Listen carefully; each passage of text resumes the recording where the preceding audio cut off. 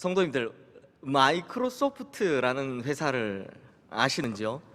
빌 게이츠가 세운 세계 최대 컴퓨터 소프트웨어 회사이죠. 그런데 이 회사가 처음 창설했을 때는 경쟁사인 애플에 비할 바가 못 되었습니다. 애플에서는 당시에 매킨토시라는 좀 비싸기는 하지만 아주 성능이 훌륭한 컴퓨터가 이미 존재했기 때문에 당시에 마이크로소프트사는 고작 이 매킨토시 컴퓨터에다 소프트웨어를 납품하는 정도의 하청회사였습니다. 그렇게 애플의 그늘 아래에서 자라던 이 마이크로소프트사가 1990년대에 들어오면서 MISS, MIS라는 정책을 내세웁니다. MISS 정책이 뭐냐? Make it simple stupid. 우리말로 하면 어리석을 만큼 단순하게, 간단하게 만들어라 라는 겁니다. 왜냐하면 앞으로 컴퓨터 사용하는 사람들이 이전처럼 전문가 수준의 막 이런 사람들이 아니라 일반적인 사람들, 우리 일반인들이 될 것이다 라는 그 미래를 잘 내다봤기 때문입니다. 결국 MISS 정책을 시행한 이 마이크로소프트사, 1995년 제가 대학교 1학년 때인데요, 기억이 납니다. 정말 사용하기 쉽고 편리한 윈도우, 우리 성도님들 다 들어보셨겠죠? 지금도 쓰고 있죠. 윈도우라는 이 운영체제를 개발해서 내놓습니다. 그 이후에 전 세계 컴퓨터 시장이 요동치기 시작했고요, 단숨에 전 세계 1위 기업으로 이 마이크로소프트사가 뛰어오릅니다. 써보신 분들은 아시겠지만 사실 소프트웨어의 성능 자체는요, 마이크로소프트사의 윈도우보다는 애플의 맥 OS가 훨씬 더 뛰어납니다. 여러 면에서 뛰어나죠. 하지만 사용하기 편리하고 호환성이 뛰어났기 때문에 많은 사람들의 선택을 이 윈도우가 받은 거죠. 그런데 성도님들, 이 MISS, MIS라는 정책이 그냥 하루아침에 툭 튀어나온 게 아니었습니다. 또는 어떤 한 사람의 아이디어로 이게 만들어진 것도 아니었습니다. 이 MISS라는 정책이 나오게 된 것, 이건요 어떻게 나왔냐? 이전의 경험들, 자신들이 경험하면서 배워왔던 그 교훈들, 이런 것들을 소중히 여겼기 때문에 바로 이 정책을 만들어낼 수 있었다는 겁니다. 마찬가지로 지혜로운 사람은 이렇습니다. 인생의 경험을 통해 배워가거든요. 지혜로운 사람은요, 인생에서 일어났던 사건들을 통해서 자신의 삶의 교훈을 얻습니다. 어떤 일을 겪어도 그걸 허투루 흘려보내는 것이 아니라 그곳에서 내일을 향한 지혜를 찾아가더라. 이런 사람이 진짜 지혜로운 사람이더라 라는 겁니다. 이건 신앙인도 마찬가지입니다. 자신의 삶에서 일어난 하나님의 역사를 소중히 여길 줄 아는 겁니다. 그리고 그 안에서 자신의 인생을 지탱해갈 하나님의 교훈을 배우는 사람, 이런 사람이 진짜 지혜로운 신앙인이다 라는 거죠. 성도님들, 오늘 본문 말씀 바로 앞이 일어난 사건은 우리가 지난주에 보았던 요단강 도하 사건입니다. 여호수아와 이스라엘 백성들이 언덕까지 물이 차 올라 있는 이 요단강을 하나님의 놀라운 능력으로 말미암아 바싹 마른 땅으로 만들어서 건너게 되었죠. 그러면 이렇게 요단강을 건너게 되었다면 이스라엘 백성들 이제 뭐 해야 합니까? 뭐 해야 됩니까? 바로 가나안 땅 차지하러 가야죠. 아니, 무려 40년을 기다린 땅이잖아요. 아니, 정확히 말씀드리면 아브라함에게 약속하신 것부터 하면 약 500년을 기다려온 땅이잖아요. 얼마나 기다려온 땅입니까? 그러니 얼른 재정비하고 바로 가나안 땅 정복하러 가야 하는데, 그런데 그 순간 하나님께서 이스라엘 백성들에게 좀이라기보단 굉장히 독특한 명령을 내리십니다. 오늘 본문 우리 3절 말씀 함께 읽겠습니다. 그들에게 명령하여 이르기를 요단 가운데 제사장들의 발이 굳게 선 그곳에서 돌 12를 택하여 그것을 가져다가 오늘 밤 너희가 유숙할 그곳에 두게 하라 하시니라. 즉 하나님께서는 이스라엘 백성들에게 뭘 명령하시느냐? 요단강을 건넌 이 사건을 기억하게 할 만한 기념비를 세우라. 라고 말씀하신 겁니다. 그런데 성도님들, 여기에 굉장히 독특한 것들이 많습니다. 몇 가지가 있습니다. 그런데요, 첫 번째 것 먼저 하나 살펴보면, 하나님께서 기념비로 세운 돌을 어디에서 가져오라고 하십니까? 방금 읽으신 3절 말씀 보면요, 그 돌을 요단 가운데 제사장들의 발이 굳게 선 그곳에서 취하라 라고 하십니다. 그러니까 아직 제사장들은 언약궤 메고 어디에 있는 겁니까? 요단강에 서 있는 거고, 그 제사장이 밟고 서 있는 돌, 그걸 지파마다 하나씩, 그래서 12개죠. 지파의 대표들이 가서 그 밟고 있는 돌을 하나씩 들고 나오라는 겁니다. 이게 왜 이상하냐? 성도님들, 사실 출애굽기 20장 25절 말씀에 보면 제단을 세울 때 사용하는 돌, 이 돌에 대한 원칙은요, 딱 하나밖에 없습니다. 그냥 아무거나 해도 되는데, 아무 돌이나 세워도 되는데, 다만 손만 대지 마라. 막 다듬거나 뭐 망치로 때리거나 정으로 부수지 말라라는 겁니다. 그러니까 왜냐? 손을 대면요, 사람은 되도록이면 멋있게 만들고 싶거든요. 자꾸 멋있게 만들다 보면, 그러면 그것이 결국 우상의 형상을 띠기 쉽기 때문입니다. 그러니 돌 자체는 그냥 뭐든지 상관없습니다. 그냥 돌이면 됩니다. 안 건드린 돌이면 됩니다. 하지만 오늘 본문은 좀 다르죠. 실제로 성경 전체에서 유일하게 하나님께서 특정한 돌, 이 돌 가져다가 제단을 세우라 라고 말씀하신 곳, 오늘 이 본문밖에 없습니다. 그렇다면 하나님께서는 왜 이런 특이한 명령을 내리신 걸까요? 왜 하필 그 돌 가져오라 했을까요? 바로 증거이기 때문입니다. 요단강은요, 이스라엘 백성을 40년 동안 가로막고 있었던 상징적 장애물입니다. 그런데 하나님께서 그 장애물 요단강을 열어주신 겁니다. 그래서 그걸 기억하려고 하는데, 기억하려면 확실한 증거가 필요하잖아요. 그래서 증거를 가져오라 하시는데, 그런데 그 증거를 아무 데서나 가져오면 되겠습니까? 아무 데서나 가져오면 나중에 그걸 누가 믿겠습니까? 그래서 하나님께서는 굳이 요단강 안으로 다시 들어가서 제사장들이 굳게 선 발 아래 있는 돌, 그 돌을 증거의 돌로 취하라 라고 명령하셨다는 겁니다. 그래서 제가 어떤 분의 해석을 보니까요, 이제 강 속에 있는 돌은 다른 돌하고 다르죠. 매끈매끈하잖아요. 많이 이게 굴러다녔으니까 매끈매끈할 테니까 확실한 증거가 될 것이다, 증거로서 가치가 있었을 것이다, 이렇게 해석을 했더라고요. 그러므로 성도님들, 여기서 우리가 알 수 있는 것이 무엇이냐? 증거의 특징은 현장성이다라는 겁니다. 그리고 또 하나 증거의 특징은 본인이 직접 경험해야 한다라는 겁니다. 그렇죠. 만약 법정에 어떤 증인이 서서, 자, 증인 그거 보셨습니까? 그거 들으셨습니까? 라고 하는데, 거기서 저 누군가 그렇게 말을 하더라고요. 딴 사람이 저한테 그렇게 이야기해 주더라고요. 이렇게 이야기하면 됩니까? 안 됩니까? 그게 무슨 그게 무슨 증거입니까? 이렇게 증언하면 증거로서 효력이 하나도 없는 겁니다. 증거는 반드시 내가 직접 보고 경험한 것이어야 합니다. 내가 봤습니다, 내가 들었습니다, 이렇게 이야기를 해야 되는 겁니다. 이건 신앙생활에서도 마찬가지인 겁니다. 내가 직접 경험한 은혜여야만 은혜의 증거라고 말할 수 있고, 내가 직접 체험한 기적이어야만 하나님께서 하신 역사라고 말할 수 있는 것입니다. 누가 기도 응답 받았대요, 이런 말 하기는 쉽습니다. 하지만 중요한 것은 내가 기도에 응답 받는 겁니다. 누가 하나님을 만났대요, 이런 말은 쉽게 할 수 있습니다. 하지만 중요한 것은 내가 직접 하나님을 만나는 겁니다.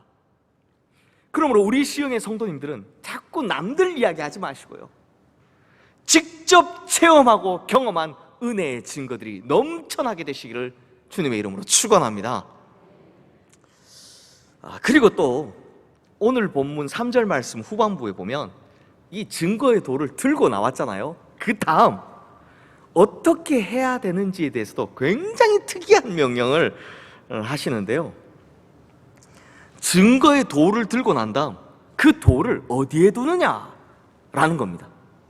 보통은요, 성경에 보면 보통 무슨 일이 일어나면 그 자리에 제단을 세워둡니다.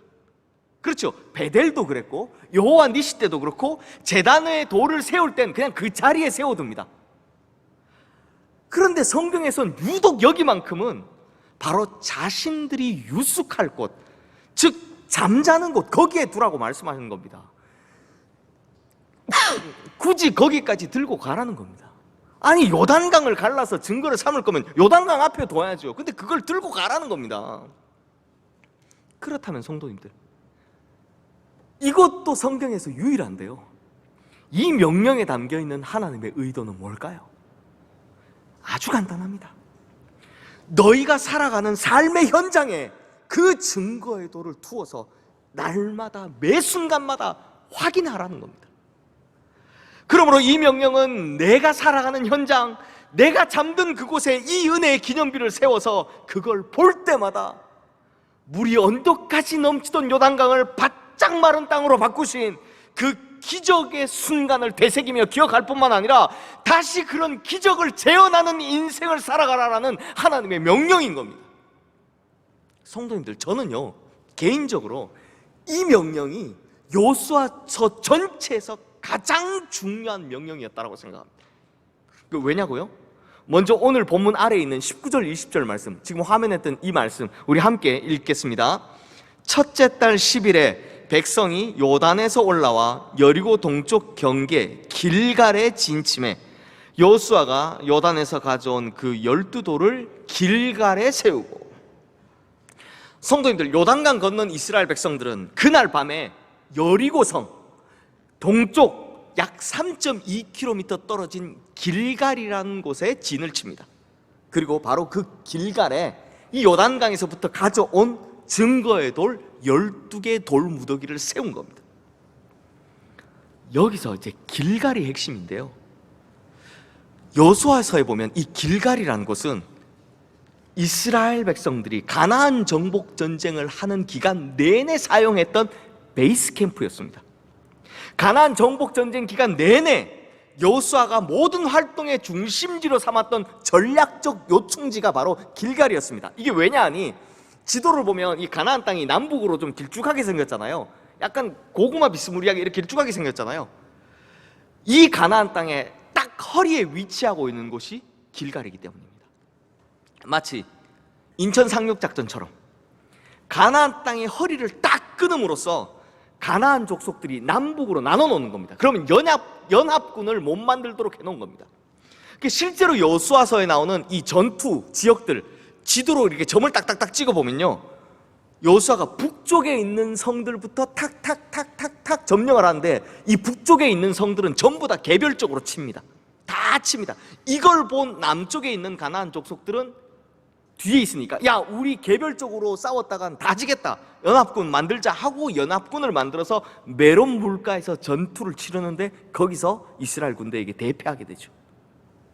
그러므로 아주 쉽게 설명하면 이스라엘 백성들이 전쟁을 치다가도 다시 돌아와서 재정비하던 곳, 쉬던 곳, 그곳이 바로 길갈이었다라는 겁니다.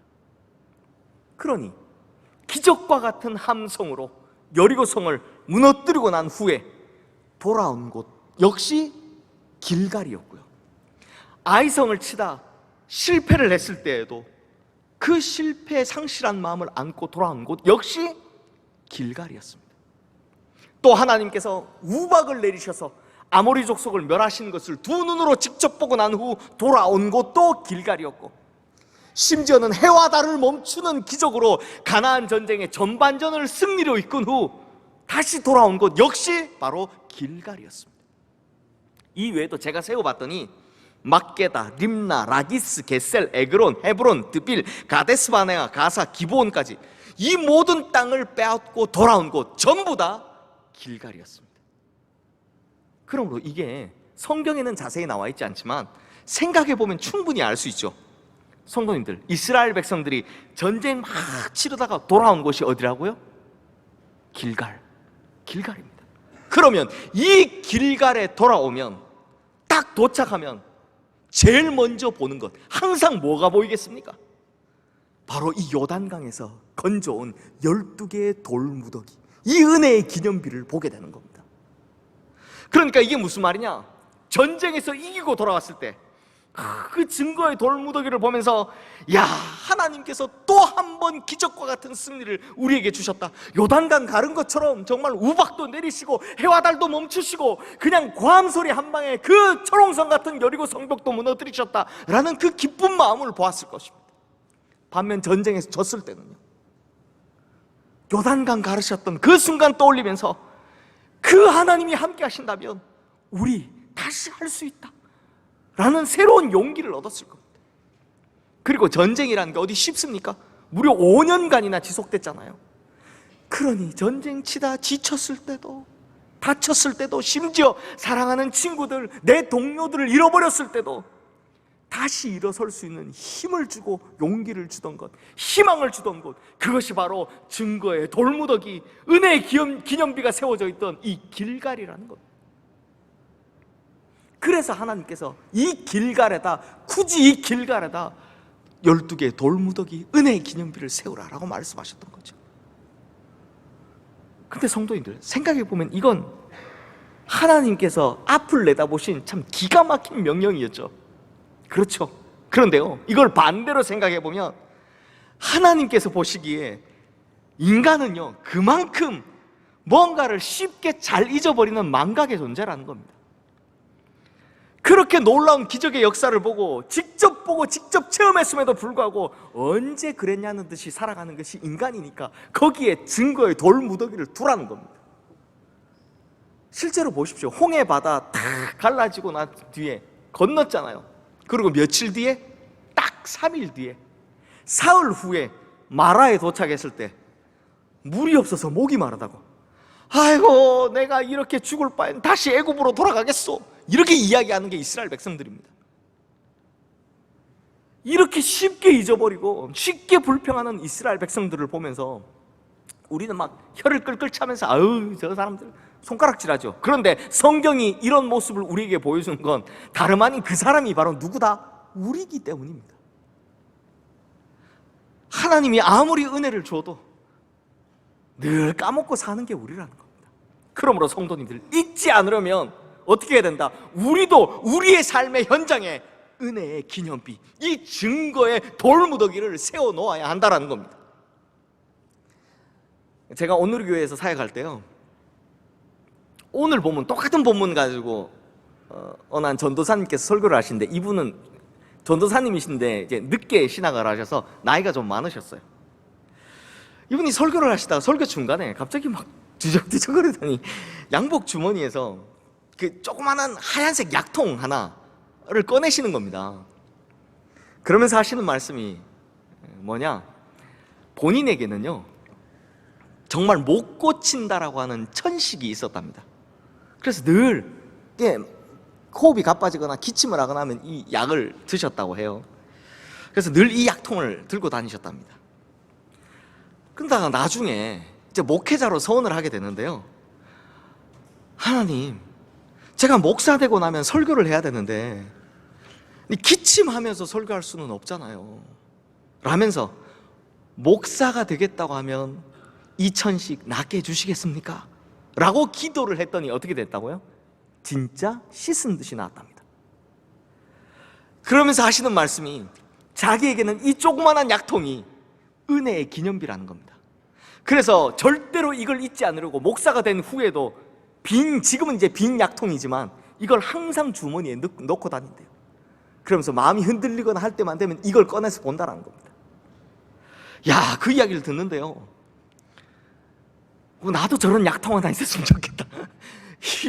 야, 나도 부럽더라고요, 되게. 아니, 천식이 없는 게 감사해야 되는데 그때는 그게 또 부럽더라고요. 이야, 저런 은혜의 기념비가 있다니 굉장히 부러운 마음이 들었습니다.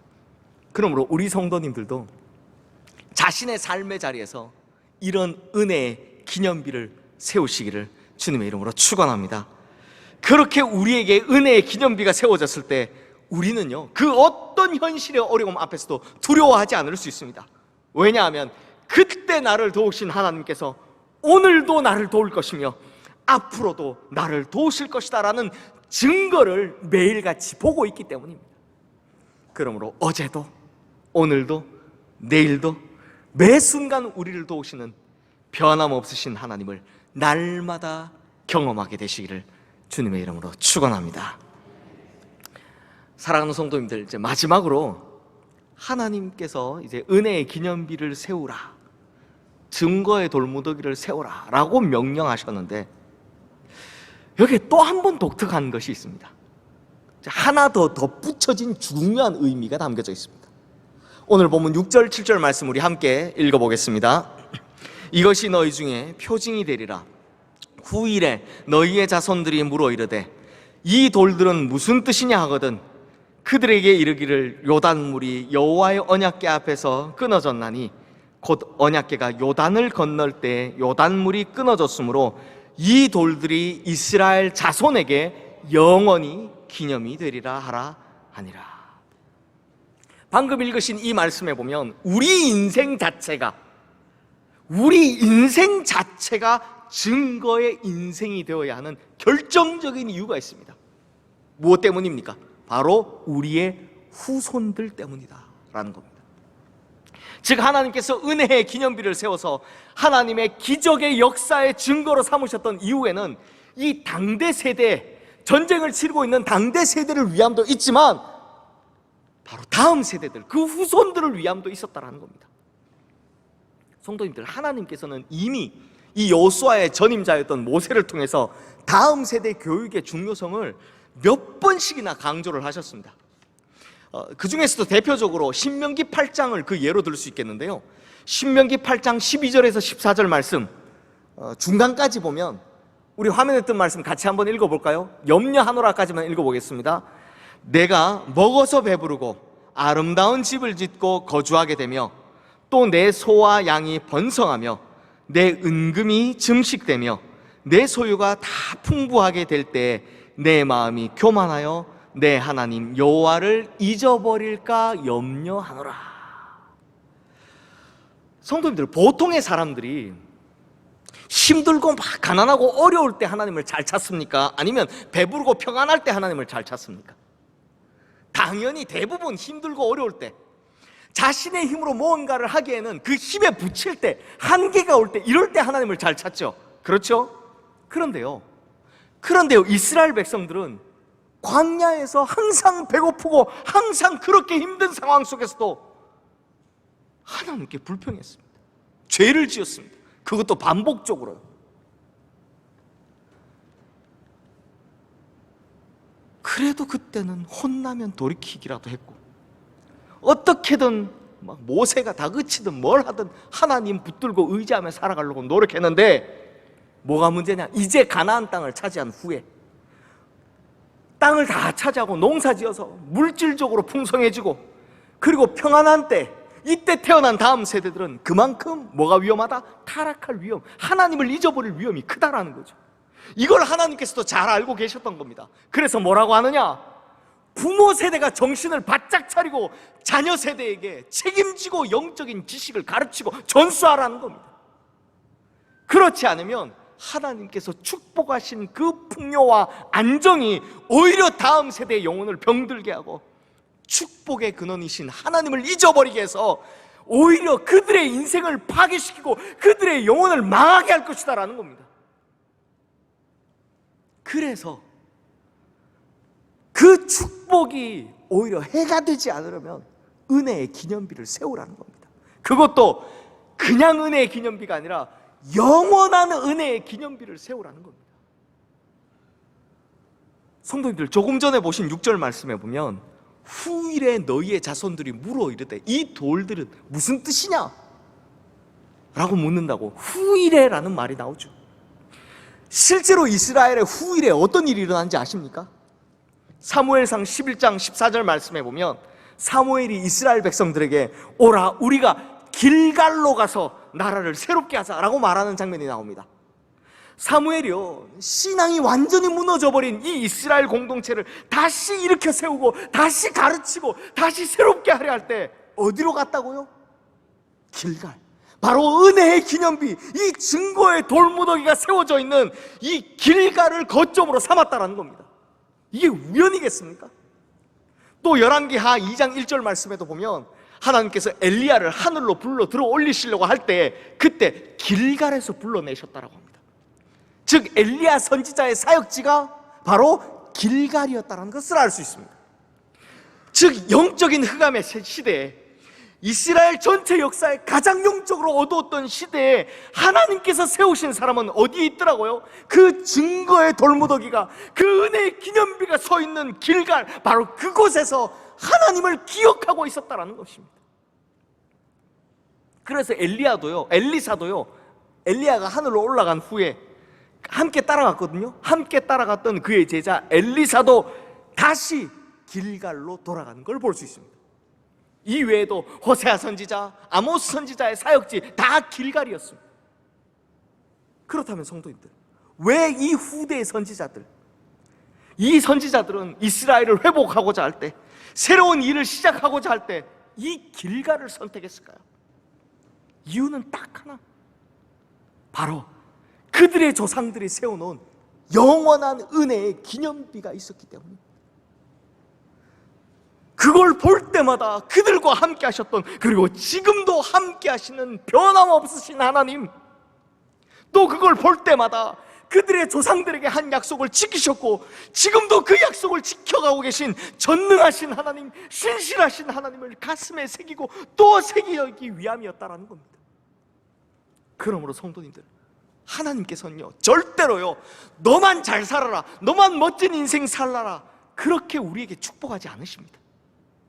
우리의 자녀들이, 우리의 후손들이 우리의 신앙에 도전을 받고 하나님으로 말미암아 멋진 인생 살도록 만들어 주라고 우리를 축복하시는 겁니다. 성도님들, 우리가요, 아무리 내 자녀를 사랑한다고 하고 그들에게 내 모든 것을 다 내어주겠다 할지라도 우리가 그들 곁에 영원히 거할 수는 없습니다. 우리는 언젠가 그들 곁을 떠나야 합니다. 아무리 주려고 해도, 다 주려고 해도 언젠가는 우리가 이 세상을 떠나기 마련입니다. 그렇다면 가장 중요한 것을 물려줘야 하지 않겠습니까? 가장 중요한 것, 그것이 바로 영원한 은혜의 기념비라는 겁니다. 이것이 다른 어떤 것보다 가장 위대한 유산이다라는 겁니다. 사랑하는 성도님들, 분명히 이렇게 될 겁니다. 우리가 살면서 경험했잖아요. 우리가 살면서 경험했던 것처럼 분명히 우리의 자녀 세대들도 똑같이 경험할 겁니다. 즉, 때론 인생의 겨울을 맞이할 겁니다. 광야 같은 세상에서, 혹독한 현실 앞에서 무릎 꿇고 엎어지고 좌절하고 낙심하며 포기하고자 할 때 분명히 있을 겁니다. 우리가 그랬던 것처럼 우리의 자녀들도 그럴 겁니다. 하지만 보잘것없고 아무것도 아니었던 나를 믿음 안에서 복되고 아름다운 삶을 살게 하신 하나님을 우리의 자녀들도 동일하게 섬기고 의지하면 결국에는 하나님의 놀라운 능력으로 구원하심과 인도하심을 받을 것이라는 그 증거를 우리 자녀에게 새겨줘야 한다는 겁니다. 내가 그걸 이겨내고 살아온 것처럼, 하나님께서 나를 도우신 것처럼 너도 그러해야 한다라고 가르쳐야 한다는 겁니다. 그러므로 우리 성도님들, 하나님의 은혜 안에서 잘 사셔야 합니다. 정말 잘 사셔야 합니다. 은혜의 기념비를 세울 만큼 예수 믿고 예수 때문에 잘 사셔야 합니다. 그걸 자녀들이 보고 느낄 정도로 잘 사셔야 합니다. 그러므로 하나님의 은혜 안에서 형통하시기를, 순탄하시기를, 풍성하시기를, 기적과 같은 은혜를 경험하며 사시기를 주님의 이름으로 축원합니다. 그래서 우리 성도님들께서 자신의 삶으로 세워놓은 이 은혜의 기념비가 우리의 자녀들의 삶에서도 똑같이 이루어지기를, 그래서 이름 그대로 영원한 은혜의 기념비가 우리의 가정에 세워지기를 주님의 이름으로 축원합니다. 기도하겠습니다.